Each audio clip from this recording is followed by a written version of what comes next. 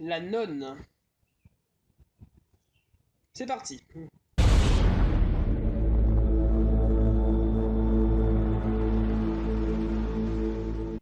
Ce film, oh là là, j'aime pas.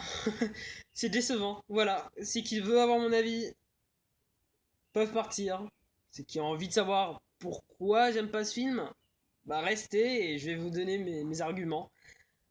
La Nonne, sorti en 2018, est un film que j'apprécie pas.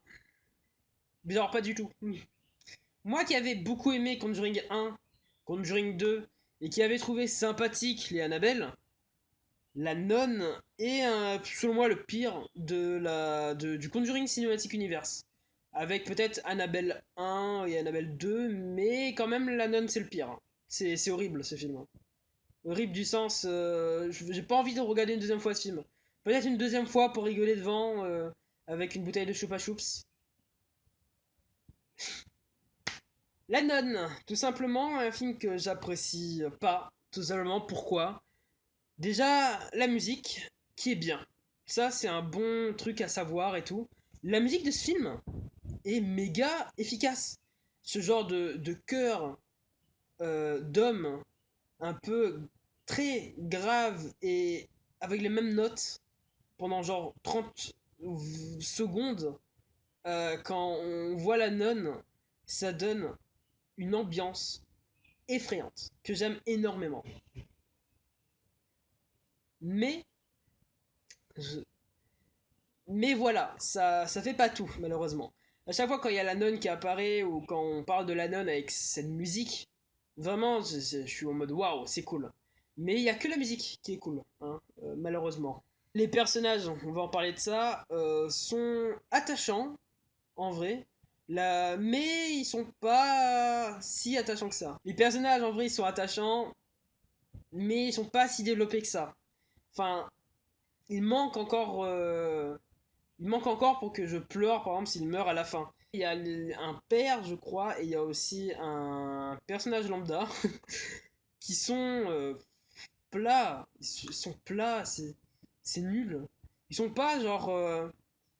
Il n'y a pas d'émotion. Il n'y a rien qui me donne envie de les aimer. Genre, je les aime bien, mais comme j'aime bien le facteur, tu vois, genre. C'est insultant un peu pour les facteurs. Le monstre dans ce film, l'esprit, l'entité, le méchant, le démon, l'antagoniste, et alors là, un pétard mouillé, un gros pétard mouillé, c'est assez triste. Parce que Valak, c'est le nom du démon, dans Conjuring 2 était alors là impactant. Quand on le voyait dans Conjuring 2, je crois que c'est un moment où vraiment j'ai stressé dans Conjuring 2, où vraiment j'étais en mode pas bien, où il y avait des surfroides, où j'étais en mode ok, c'est un film d'horreur, c'est cool. Mais dans ce film, c'est nul. Je crois qu'il y a juste une scène où vraiment j'ai ressenti les mêmes frissons que j'avais. Et c'est une scène où vous voyez suggérer la silhouette de la nonne dans une pièce, dans le noir. Chose que j'aimais bien comme plan parce qu'en fait, la silhouette de la nonne fait un peu penser à un rideau, surtout quand c'est noir, quand c'est proche d'une fenêtre. Ça fait un peu en mode rideau. Et j'aimais bien ce plan. Et c'était un plan que je voulais voir dans la nonne. Et j'aimais bien, vous voyez. C'était cool. Quand j'ai vu ce plan, je suis en mode ok, c'est la nonne, c'est cool, ce sera sympa. Mais après, ça partit en cacahuète. Déjà, la 3D, c'est dégueulasse. Hein. La nonne a un effet 3D horrible. On voit que c'est de la 3D et on voit que ça va vieillir très mal. Et c'est assez ballot. Deuxième point, il y a aussi les pouvoirs, genre qu'on comprend pas tout. Genre, il prend la peur des autres, mais il prend juste la peur d'un seul personnage. Il- je sais pas trop ce qu'il peut faire. Est-ce que il contrôle mentalement les personnes ou est-ce que il enterre très vite des personnes sous terre? Seuls les gens qui ont vu le film peuvent comprendre. Mais voilà quoi, on comprend pas vraiment son pouvoir et on comprend pas vraiment comment ça se fait que ça fait ces choses-là. Par exemple, c'est pas un spoiler, mais je vous le dis quand même, il y a à un moment donné un personnage qui se retrouve coincé sous terre et on se demande déjà comment il a pu arriver sous terre parce qu'il y a 2 minutes avant, il était en train de marcher dans la forêt. Et ça, on comprend pas trop. Surtout le fait qu'on ne réutilise plus le pouvoir après. Pour un problème, c'est sa façon de faire peur. C'est des jumpscares. Mais des jumpscares nuls, éclatés. Mais vraiment, c'est juste faire peur pour faire peur. Il y a presque aucune ambiance. Et les ambiances qu'il y a, c'est des ambiances pas recherchées. Genre, bon, c'est un cimetière, forêt, la nuit, brouillard, jumpscare. Genre, le pack gratuit, tellement c'est classique de films d'horreur, vous voyez, c'est... Il y a rien, genre... à part la scène où on est dans le couvent, je crois, ouais, quand on est dans un couvent de nuit où il y a un certain petite ambiance assez sympa, mais à part ça, c'est nul. Il y a des vieux jumpscares éclatés, ça fait pas peur, et la musique en plus spoil les jumpscares, du coup, ça fait encore moins peur. En plus avec une 3D qui aide pas, il y a rien qui va. Et le problème aussi, c'est du coup le monstre, Valak, qui est du coup représenté par la nonne, mais qui à un moment donné dans le film se tape un délire de se transformer en petit garçon. Et là j'ai envie de dire pourquoi. Genre on nous explique pourquoi. Hein. D'ailleurs c'est assez triste et tout, l'origine story du prêtre, ce qui fait qu'on s'attache beaucoup au prêtre. Enfin beaucoup. On s'attache à lui quoi, comme on peut. Mais je comprends pas pourquoi. Genre le film c'est la nonne. On a payé, enfin à l'époque, pour voir ce film avec une nonne qui nous terrorise. C'est bon. Et pendant genre 15 minutes, 10-15 minutes, on va nous mettre des scènes horrifiques avec un enfant fantôme. On n'a pas signé pour ça. C'est pas ce qu'on voulait voir. Et le pire, c'est que c'est des effets qui pouvaient marcher si le petit garçon était en fait en nonne. Mais ils ont mis un petit garçon, je sais pas pourquoi. Enfin, non. Genre, on pouvait remplacer le petit garçon par une nonne et genre ça marchait. Genre, il n'y a pas assez de scènes d'horreur avec la nonne, en tout cas de scènes qui marchent. Et les scènes qui marchent, c'est avec un enfant. Un enfant qu'on n'a pas envie de voir, genre nous on veut voir la nonne. Enfin après c'est mon avis, mais voilà, c'est comme si tu payes pour voir un film Jurassic Park, sauf que on va passer la moitié du film avec des aliens. Tu es en mode ok c'est bien, cool. On n'a pas signé, payé pour ça, nous. Et ça c'est assez ballot. L'humour. Dans ce film, il y a des pics d'humour. Je ne comprends pas. Je suis en mode quoi? C'est un film du MCU maintenant ou comment ça se passe là? Il y a des blagues dans ce film, mais je comprends pas. Pour avoir de l'affection avec un personnage, on n'est pas obligé de rigoler avec ce personnage. Par exemple, dans Conjuring 2, il y avait une scène où on voyait Ed Warren chanter une musique, hein, à la guitare et tout. On voyait que c'était un bon moment. Tu vois, t'as de la joie pour eux, avec eux. T'es dans le truc. Là, il y a des blagues, mais genre, non seulement c'est pas drôle, parce que on préchote la blague, enfin on préchote, c'est des blagues assez faciles à deviner, mais comme c'est un film d'horreur, tu ne devines pas, tu es en mode ah ok, ça fait des blagues maintenant, bah ok, pourquoi pas. J'ai pas signé pour ça, encore une fois, genre si c'était un film comédie, ok, mais c'est un film d'horreur, on n'est pas censé rigoler.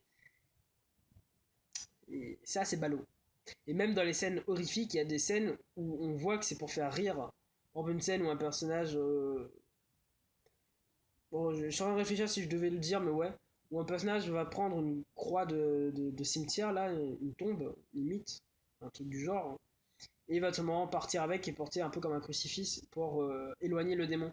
Mais genre, comme si c'était une scène d'horreur et juste après il fait ça, ça dénature un peu l'ambiance, je trouve, et c'est assez ballot. Et vraiment, il n'y a rien de drôle en fait. Moi, je suis pas là pour rigoler, je suis là pour avoir peur, et ça marche pas. C'est triste. Non, en fait. J'ai l'impression que le Conjuring Cinematic Universe, il n'y a que les films Conjuring tout simplement qui fonctionnent bien. Et d'ailleurs, en parlant de ça, ils ont fait des liens avec Conjuring 1 et Conjuring 2. Liens que j'aime pas tant que ça, notamment dans le tout début du film. Le début du film, c'est tout simplement le début de Conjuring 2, où on voit simplement toutes les scènes où on voit la nonne dans Conjuring 2. C'est le moment où il y a la nonne au début. Et c'est assez ballot parce que dans le film d'horreur, du coup, ça commence direct par des scènes déjà qu'on a déjà vues, ou que les gens n'ont pas vues, ils peuvent avoir peur, mais il n'y a pas d'ambiance. Dans Conjuring 2, on avait un moment d'attente, un moment de silence avant qu'on voit la nonne au fond du couloir. Là, dans celui-là, non. On doit expédier très vite, passer au film. Et du coup, on nous spoil déjà, boum, en fait, il y a la nonne au fond du couloir, et la nonne ressemble à ça. Et en fait, ouais, elle a fait ça, et un tableau, en fait, elle ressemble à ça. Bah non, en fait. Genre, tu nous as spoilé le design de la créature, et aussi son délire, son attaque, son cri, tout. Sa fin aussi, vu que ça se passe avant Conjuring 2. Ce qui est, bah, du coup, assez ballot. Genre, tu aurais pas dû faire ça, tu aurais dû ne pas mettre dans le film. euh, et de tout simplement commencer le film comme il devait commencer. Et ça, je trouve ça assez ballot. Voilà, genre, les gens qui ont vu que la nonne, du coup, savent déjà à quoi ressemble la nonne et comment elle termine. Dès le début du film, c'est ballot, quoi. Et ça, j'ai pas vraiment aimé.